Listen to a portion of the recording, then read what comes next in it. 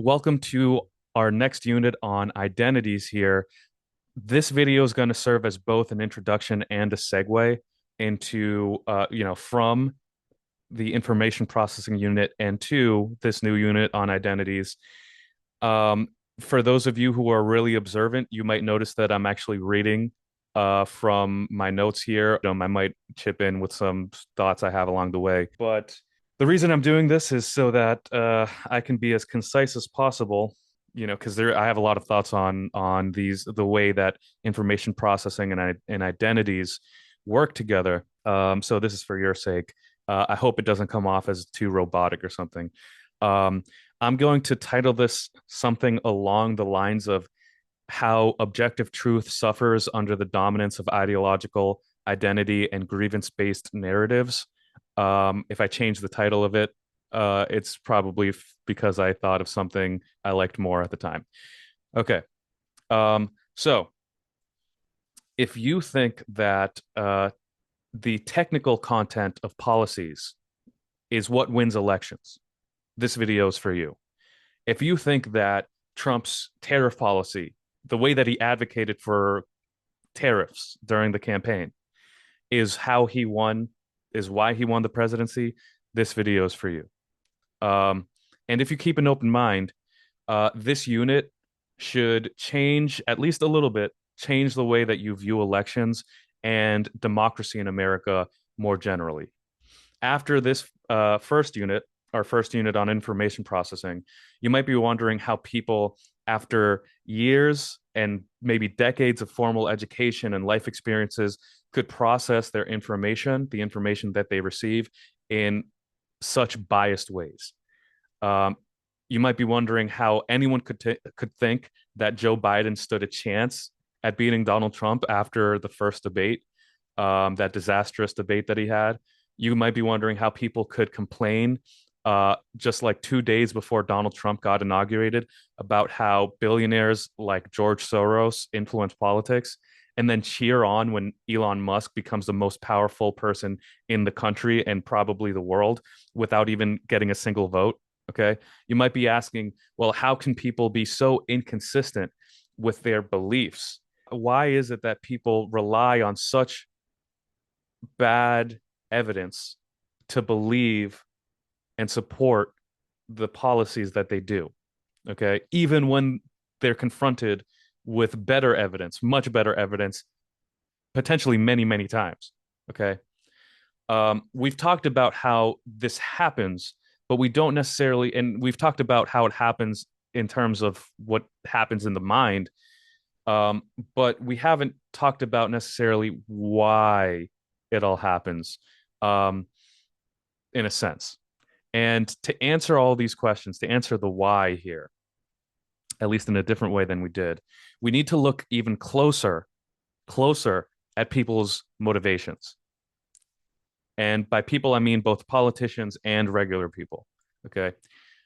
We want to know, our motivation is to know what people want the most.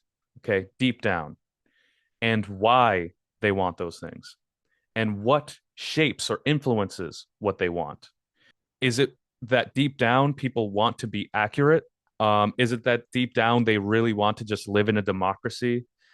Is it that deep down they really just support human rights? Maybe not. Uh, but on the other hand, it's tempting to generalize and say that people just fundamentally deep down want money, they want power, and they want respect or something similar to that. The thing is, that is a safe assumption. It goes a long way in telling the full story about what motivates people and how they behave because of those motivations, because they're seeking out their goals, they're trying to accomplish their goals. But the thing is, it's a little bit more complicated than that, just not that much. Okay, so let me explain what I mean. We know that we the thing is we need to know which facets of those motivations matter the most at any given time. This is taken just like this is should not be anything new. There's just a slight adjustment from what I said in a previous video about how when it comes to the things that people believe, usually it depends on what matters to them the most. What is their most important motivation? Okay, what do they want the most, right? So for example, and I'm what I'm saying here now is not anything different, but it's looking at even within the motivation, within the goal that someone has, what is it about that goal that matters the most to them? Okay. So for example, do people want to feel respected based on who they are or based on what they do? Do they want to feel more respected based on how much money they earn or how society views their job? These are two very subtle differences here, but they are differences and they matter, right? And how does all of this translate to support for candidates? There are many other examples I could throw out, but hope that paints a clear enough picture, right? There are subtle differences on our motivations that can be shaped, as I'll get to, by a lot of these external factors or internal factors. But before we get there, let's get back to the truth for a second, okay? Because unlike what a lot of people want to convince us, objective truth exists, right? The Philadelphia Eagles did just win the Super Bowl yesterday. And well, you might say, well, if something didn't happen or if the refs didn't rig anything, not many people are making that case, but just for the sake of argument, then the Kansas City might have won. Yeah, but the objective truth is the Philadelphia Eagles won the Super Bowl, right? That exists. People can't take that away from you. Okay, that objective truth exists. The thing is that few people, not many people, very few people, are truly motivated to find objective truth or believe it when they do. Okay. And the truth is that the truth is not simply bipartisan, right? It's not somewhere in the middle between the two parties. Uh, it's not some combination of the two parties. It's not, like, oh, let's take a little bit of this, take a little bit of that, and boom, the truth. No, that's maybe sometimes, but that is not always the truth, and maybe only very rarely is it the truth at all. Instead, both parties often benefit from people believing in just different lies. So if both parties are lying to you to some extent, and you just take a little bit of both sides and try to come up with the truth somewhere in between, let's be moderate. Chances are you're just somewhere in the middle of a bunch of lies. Okay. And that does not mean that you are more objectively accurate because of it. The thing is, like, okay, politicians lie, parties lie. This is politics. Um, Not enough people really care, that not enough people really care that politicians lie, and almost everyone expects it from politicians. All right, it's a meme, right? And Trump didn't normalize lying in politics. He just showed us how normalized it was. Okay, the fact that he gets away with lying so much tells us that, yeah, this is what we expect out of politicians. This is not like, we don't demand more than that. A lot of people, at least, don't demand more than that. Doesn't really matter what party it is. Well, I should say that, let's be objective here. Trump did take it to another extreme. But we'll get back to this because some of the lies that Americans have been told were also very extreme throughout our history. But for many people, the idea that something objectively happened or something something objectively exists, like for example that climate change is happening or that the earth is a sphere, or that structural racism is real, or that the United States has a bad track record on human rights regardless of the party that's in power, or that Donald Trump can and does enrich himself with the presidency, or that Elon Musk can cripple his business competition with the power that he has now, or that his concern for saving the human race might just be part of the same motivated reasoning that we all do ourselves, us non-billionaires, just to protect our basic human needs and desires from all these high-minded moral structures that we've built as humans to facilitate us living together in increasingly complex and interconnected societies. These are things that people don't believe because they don't want to believe them. They have ideological, identity, grievance, or just human needs based reasons to doubt these realities, to doubt these objective truths. Okay. It helps us maintain our homeostasis. Okay. If we want to get biological here, even when proof stares at us or stares at people, anyone in the face, right? We want to maintain homeostasis. The goal is not the truth. We are not motivated for truth, right? At least for millions of people, billions of people, and maybe even everybody. The goal is simply something else, right? People crave something else. And this is where identities come into play. I'm going to be focusing on social identities. This is what I am more familiar with, but it also applies to personal identities too. The difference between them is really subtle and not too important for us. Social identities are associated with social groups. You identify with a social group, okay? And social identities standardize for people within them the conditions that shape their needs and interests, right? And those conditions are norms, concerns over social status and how we get that social status, and what we think our social status is. And the leaders of those groups are influencing a lot of those things. In other words, social groups and social identities play on our motivations, and they partly determine what we want and how we want to get that thing that we want. They're helping to shape our motivations. In a lot of ways, our social identity is sort of a motivation, okay, based on everything we know about social psychology, but we'll get there, okay. Sometimes our social identities matter so much that they supersede most other and maybe all other motivations, depending on how strongly attached to your social identity you are. Okay. And there are people out there who are very, very strongly attached to their identities across the political spectrum in any pocket of society. All right. We're talking about religion, race, gender, whatever. Okay. It doesn't matter. Um, and the downside, there are some upsides, but the downside in this context is that when social identities supersede all other motivations that you have, what it's doing is it's superseding your motivation to be accurate. And even worse, it's superseding your motivation to not be exploited and manipulated, right?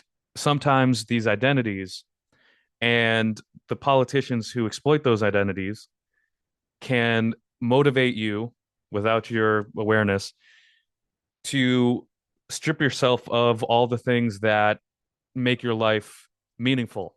We're not just talking about the resources that you have, but when politicians tell you that you can find meaning in your identities, and I should say this is not always a bad thing, but be careful when a politician attempts to make you find meaning in your identities, because when you're focused on that meaning, a lot of the other meaning in life starts to be pulled away in favor of your social identity meaning. But I wanted to emphasize something here, and if you haven't noticed already, I want to emphasize um, the influence of influencers, also known as leaders of groups. Okay, they have the ability to mobilize members of their group towards a unique set of interests, and oftentimes they do that by exploiting the members of their group's needs. And those needs that the members of the group have are themselves influenced by external conditions, as I was saying before, such as their material well being, their access to resources, their incomes, whatever, and the internal conditions they have, like our psychologies, okay, like our social identities and other kinds of stuff, emotions. So politicians, in other words, take the raw material our basic parts as human beings. They figure out how we feel we're doing as individuals, or more importantly, in this context, how we feel our group is doing, right? And sometimes they try to influence our perception of how we're doing by saying things like, for example, Canada or Mexico or Denmark or DEI or foreign aid or immigrants or academics are taking advantage of everyday Americans, of people like you. You might not have ever had a Canadian or an immigrant actually challenge your life in any way, take away from you in any way directly, right? But you might feel, and this is, let's be clear, because someone told you to feel this way, you might feel like these groups of people are taking things from your group. You're at a disadvantage. Your group, people like you, not you personally, because it's never really happened directly to you, but people like you are disadvantaged because of this other group over there. All right. And now we're moving into this classic us versus them thinking. It's that phrase is everywhere because it really does describe how a lot of politics works and how a lot of politicians like us to think about things. The question is, right, which groups are the us and which groups are the them? But here's the key point, right? Let's talk about current events. Trump's message is you and people like you are disadvantaged. All right. Um, and the thing is, you have a reasonable grievance against powerful institutions, right? This is true. Most people, maybe many, but probably most people, have reasonable grievances against powerful institutions. Okay. But is it the things that I just listed, like the are is if it's not powerful institutions, is it another country? Is it another, is it diversity as a concept? The thing is, if it is any of those things, it probably represents a small fraction, a tiny fraction of the real reason that people are immiserated and disempowered in society. I mean, millions upon millions of people are living paycheck to paycheck. When more money was spent in this election, 2024, by a handful of billionaires than a lot of people will ever see in their entire lives, even if they're working super hard, right? Yeah, they have a reason to get, pissed off about how society functions. The thing is, it's where to point the finger, and someone else is telling them to point the finger at DEI, for example. Okay. Or people who are researching cancer. All right. Let's be real here. Okay. The solution uh, that the vast majority of politicians will advocate for, the solution to your grievance, the solution to you feeling disempowered, will benefit them as politicians. Okay. Um, it's really up to us as voters, citizens, non citizens, to see if these solutions will actually benefit us, um, or the people we care about. So, this is why um, the ability to think in terms of groups is not naturally bad, right? Caring about people like you, even if you're not directly impacted, is something that has helped humans survive for this whole time. Um, but when it's being exploited, okay, as it is, it can hurt people, even the people that we care about. So, for those of you interested in understanding politics or even becoming better people, all right, what we need to know is how our motivations, our wants and needs interact with our material well being. And this applies for both individuals and groups. We'll get into super specifics as we move into later units. But for now, we need to know that we need to know also the motivations of the influencers, such as, you know, the motivation to seek power, okay, or being well regarded by other powerful people, which is probably what is driving a lot of the political events that we're seeing today, honestly.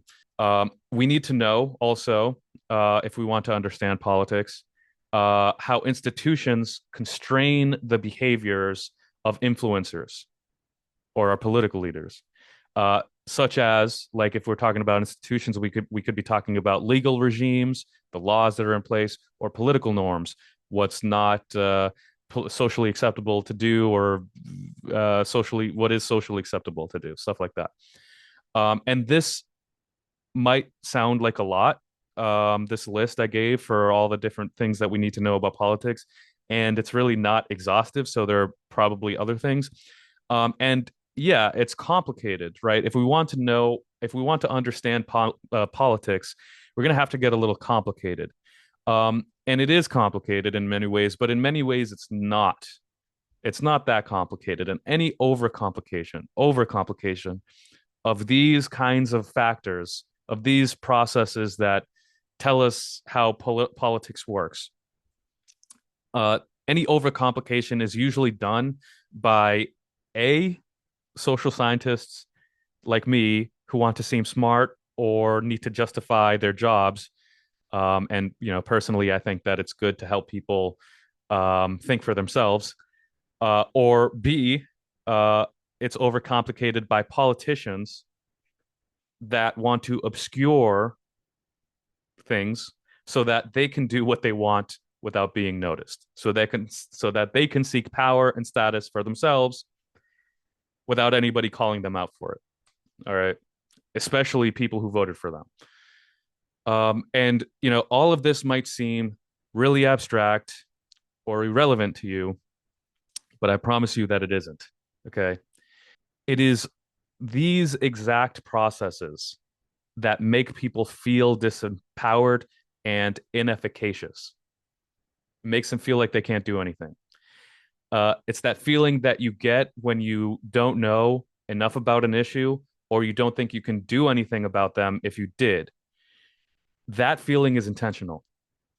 That is exactly how powerful people want you to feel so that you do not go and challenge their power.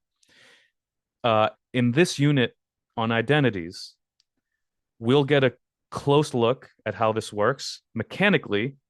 We'll go underneath the hood, but I'll leave you with these thoughts, um, to think about how this all might work practically in your day to day life, right? Especially if you are politically inclined, if you like politics, if you support a party, whatever. If powerful people really wanted to trick you, they would have you fight over political parties. They'd have one party and another party. They'd have two parties, and they'd be locked in an eternal struggle for dominance. Okay, literally the essence of us versus them.